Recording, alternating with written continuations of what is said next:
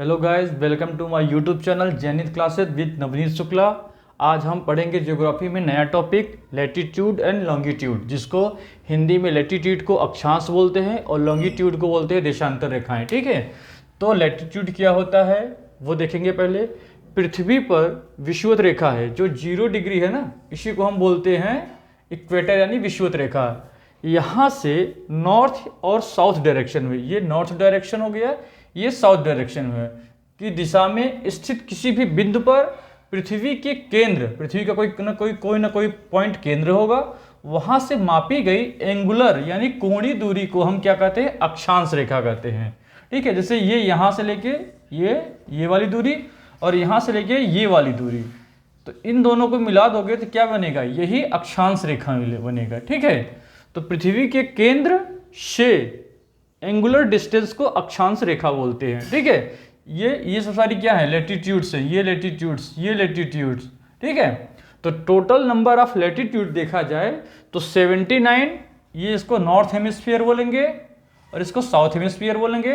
तो 79 north hemisphere में है और 79 ही साउथ हेमिस्फीयर में है, और एक कौन सा है, ये 0 डिग्री इक्वेटर वाली।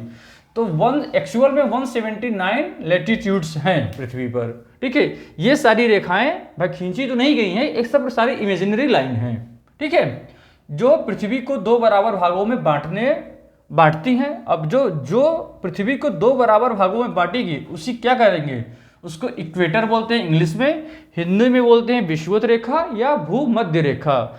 भूमध्य रेखा से आपको पता चल रहा होगा कि मध्य मतलब जमीन, और मध्य मतलब इसके बीच में जो रेखा खींची गई है उसे भूमध्य रेखा कहते हैं। ठीक है, यहाँ पे फैक्ट हो गया हमारा किसका, लैटिट्यूड्स का। उसके बाद हम लॉन्गिट्यूड्स के बारे में देखेंगे, जिसको हिंदी में क्या कहते हैं, देशांतर रेखा बोलते हैं।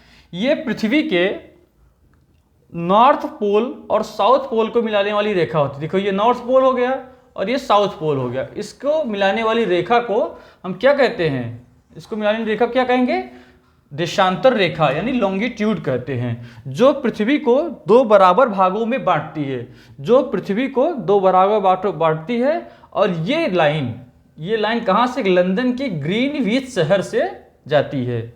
ठीक है, कहाँ से जाती है, लंदन के ग्रीनविच शहर है लंदन में, वहां से जाती है। इसे क्या बोलते हैं, 0 डिग्री लॉन्गिट्यूड बोलते हैं, यानी 0 डिग्री देशांतर रेखा कहते हैं। ठीक है, बट ये रेखाएं जैसे इक्वेटर वाली जो लैटिट्यूड थी, वो रेखाएं आपस में पैरेलल होती हैं यानी समानांतर होती हैं, बट लॉन्गिट्यूड होती हैं जो वो पैरेलल नहीं होती हैं।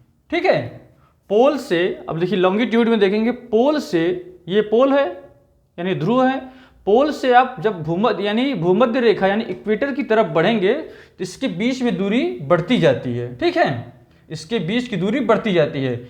विषुवत रेखाओं पर, यहाँ पर देशांतर रेखाओं की बीच की दूरी मैक्सिमम होती है, और कितनी होती है, 111.33 किलोमीटर। ठीक है, वैसे इक्वेटर में देखा जाए 2 अक्षांश रेखाओं के बीच में, किन्हीं 2 समांतर अक्षांश रेखाओं की बीच की दूरी देखा जाए तो लगभग 111 किलोमीटर होती है।